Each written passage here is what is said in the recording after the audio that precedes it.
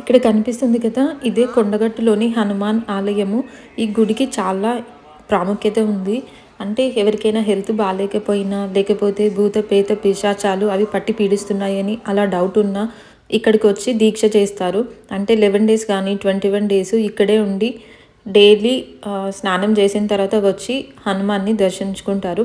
అలా చేస్తే వాటి నుండి విముక్తి కలుగుతుందని నమ్ముతారు. ఇంకా అనారోగ్య సమస్యలతో కూడా బాధపడుతున్న వారు ఇక్కడికి వచ్చి దీక్షలాగా ఉంటారు.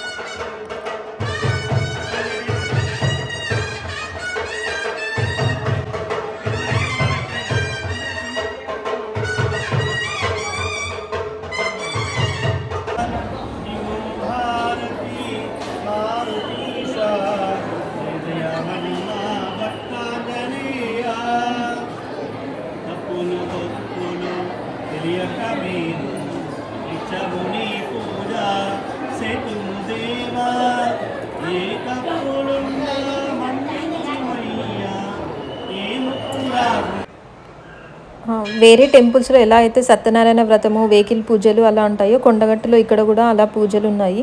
ఇక్కడ వ్రతం కోసం అరేంజ్మెంట్స్ చేస్తున్నారు. కొండగట్టు గుడిలో మనకి మధ్యలో ఆంజనేయ స్వామి విగ్రహము ఉంటుంది. ఈ పక్కన లెఫ్ట్ సైడ్లో వెంకటేశ్వర స్వామి వారు ఉంటారు. ఆంజనేయ స్వామికి ఇంకొక సైడు లక్ష్మీ అమ్మవారు ఉంటారు. ఆంజనేయ స్వామి దర్శనం తర్వాత పక్కనే బేతాళుని ఆలయం ఉంటుంది. అక్కడికి చాలామంది వెళ్తారు. హెల్త్ బాగాలేని వాళ్ళు, ఇంకా దీక్ష తీసుకునే వాళ్ళు కొన్ని డేస్ ఇక్కడ ఉండి ఒక దీక్ష లాగా ఉంటారు. అంటే 11 డేస్ 21 డేస్ అలా. మంగళవారము, శనివారము ఇక్కడికి ఎక్కువ మంది వస్తూ ఉంటారు. నార్మల్ డేస్లో మెయిన్ ఎంట్రన్స్ ఓపెనే ఉంటుంది. ఇలా ఎక్కువ మంది వచ్చినప్పుడు మెయిన్ ఎంట్రన్స్ క్లోజ్ చేసి దర్శనానికి స్పెషల్ క్యూ లైన్, ఇంకా సర్వదర్శనం లైన్ ఉంటుంది కదా, ఆ లైన్స్లో నుండి రావాలి. ఇప్పుడైతే క్లోజ్ చేశారు మెయిన్ డోరు.